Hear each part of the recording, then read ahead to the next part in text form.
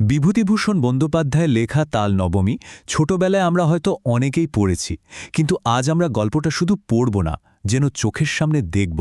চলুন এই অসাধারণ গল্পটার গভীরে যাই, যেখানে এক শিশুর ছোট্ট আশা আর তার ভেঙে যাওয়ার এক ভীষণ করুণ ছবি আঁকা হয়েছে। গল্পের শুরুটাই হয় একটানা বর্ষার দৃশ্য দিয়ে। ভাবুন তো, ভাদ্র মাস ১৫ দিন ধরে একনাগাড়ে বৃষ্টি হয়েই চলেছে। আকাশটা ধূসর, হাওয়ায় বাঁশঝাড়গুলো নুয়ে পড়ছে, আর গ্রামের মাটির বাড়িগুলোর খড়ের চাল ভিজে চকচক করছে। এই বৃষ্টিটা শুধু একটা পটভূমি নয়, এটা যেন গল্পের চরিত্রদের মনের ভেতরের বিষণ্ণতার প্রতিচ্ছবি। তো এই যে অবিরাম বৃষ্টি, এর মধ্যেই আমরা দেখা পাব গল্পের মূল চরিত্রদের। আমাদের প্রথম পর্বের বিষয়বস্তু তাই ভাদ্রের বৃষ্টি আর তার সাথে জড়িয়ে থাকা ক্ষুধা। চলুন দেখি কিভাবে প্রকৃতি আর দারিদ্র্য মিলে একটা পরিবারের জীবনকে আরও কঠিন করে তুলছে।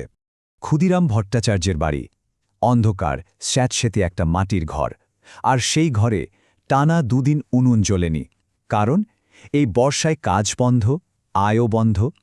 ফল, ক্ষুদিরাম আর তার দুই ছেলে নেপাল আর গোপাল দুদিন ধরে অভুক্ত। এবার আসি গল্পের একেবারে কেন্দ্রে থাকা দুই ভাইয়ের কথায়। বড় ভাই নেপাল, বয়স ১২, সে একটু বাস্তববাদী, সংসারের এই টানাটানিতে বেশ বিরক্ত। আর অন্যদিকে ১০ বছরের ছোট ভাই গোপাল, পেটে খিদে কিন্তু চোখে তার রাজ্যের স্বপ্ন আর আশা। একই দারিদ্র্যের মধ্যে বেড়ে ওঠা দুটো শিশু, দুই রকম মানসিকতা। এই রকম একটা হতাশাজনক অন্ধকার পরিস্থিতির মধ্যেই জানেন, হঠাৎ করে এক চিলতে আশার আলো এসে পড়ে। চলুন দেখি কিভাবে একটা উৎসবের খবর তাদের ক্ষুধার্ত মনটাকে এক নিমিষে জাগিয়ে তোলে। পাড়ার এক ছেলে চুনি, সে এসে খবরটা দেয়।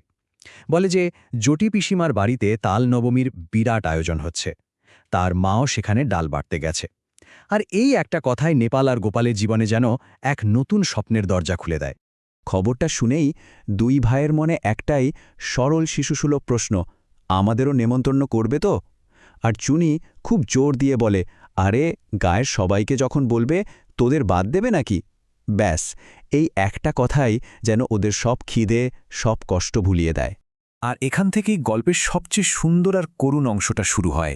গোপালের গোপন উপহার। ছোট্ট গোপালের মাথায় একটা বুদ্ধি আসে, সে ভাবে এমন কিছু একটা করতে হবে যাতে নেমন্ত্রণটা একেবারে নিশ্চিত হয়ে যায়। আসলে তালনবমীর ব্রতর আসল আকর্ষণই হল তালের তৈরি নানা রকম মিষ্টি, বিশেষ করে গরম গরম তালের বড়া। গোপাল সেই খাবারের স্বপ্ন দেখতে শুরু করে, আর তার শিশুমন ভাবে এই উৎসবের প্রধান উপকরণ মানে তাল, সেটাই যদি সে জটি পিসিমাকে উপহার দেয়, তাহলে তো নেমন্ত্রণকেও আটকাতে পারবে না। এখানেই দুই ভাইয়ের ভাবনার তফাৎটা একেবারে স্পষ্ট। গোপালের সরল মন বলছে, পয়সা নেওয়া চলবে না, সেরা তালগুলো উপহার হিসেবে দিতে হবে, তাহলেই নেমন্ত্রণটা পাকা। কিন্তু বড় ভাই নেপাল অনেক বেশি বাস্তববাদী, তার কাছে দুটো পয়সা রোজগার করাটা বেশি জরুরি। গোপালের ভয়, যদি পয়সার লেনদেন হয় তাহলে আর নেমন্ত্রণের সেই আন্তরিকতাটা থাকবে না। দাদার সাথে মতের মিল হল না, তাই গোপাল একাই তার প্ল্যানটা কাজে লাগাতে বেরিয়ে পড়ল। ভোর হওয়ারও আগে টিপটিপ বৃষ্টির মধ্যে হাঁটু সমান কাদা জল ভেঙে সে চলল তালদিঘির দিকে। চারদিকে অন্ধকার, সাপের ভয়। শুধু দুটো ভালো তাল জোগাড় করার জন্য একটা ১০ বছরের ছেলের এই জেদ আর পরিশ্রম, দৃশ্যটা ভাবলেই মনটা কেমন করে ওঠে। তাল উপহার দেয়া হয়ে গেছে, এবার শুরু হলো গোপালের অধীর অপেক্ষা। উৎসবের আগের রাতটা তার কাটল উত্তেজনা আর একরাশ রঙিন স্বপ্নের মধ্যে। খালি পেটে ঘুমিয়ে পড়ার পরেই গোপাল স্বপ্ন দেখতে শুরু করে।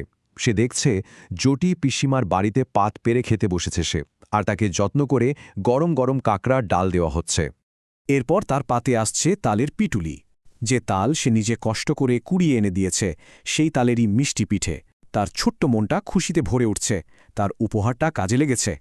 আর স্বপ্নের শেষে আসছে খেজুর গুড়ের পায়েসের সেই অসাধারণ গন্ধটা। সে প্রাণভরে খাচ্ছে, আর জটি পিসিমা যেন আরও দেওয়ার জন্য তাকে সাধাসাধি করছেন। এই স্বপ্নটা ছিল তার সব না পাওয়ার একটা নিখুঁত উত্তর। ঠিক যখন সে স্বপ্নের সবচেয়ে সুখের মুহূর্তে মায়ের ডাকে তার ঘুমটা ভেঙে যায়। ওঠ, বেলা হয়েছে কত! এক মুহূর্তে স্বপ্নের সেই রঙিন ভোজবাড়িটা মিলিয়ে যায়। সে চোখ খুলে দেখে সে তাদের সেই ঠান্ডা অন্ধকার মাটির ঘরেই শুয়ে আছে। বাস্তবটা যে কত কঠিন! আমরা গল্পের শেষ আর সবচেয়ে মন খারাপ করা অংশে এসে গেছি। যে নেমন্ত্রণের জন্য এত কিছু করা, এত স্বপ্ন দেখা, সেই নেমন্ত্রণটা কিন্তু শেষ পর্যন্ত আর এলো না। তালনবমীর দিন সকাল থেকেই গোপাল দরজার কাছে বসে আছে, অধীর অপেক্ষা। সে দেখছে গ্রামের অবস্থাপন্ন মানুষেরা সবাই একে একে সেজেগুজে জটি পিসিমার বাড়ির দিকে চলেছে।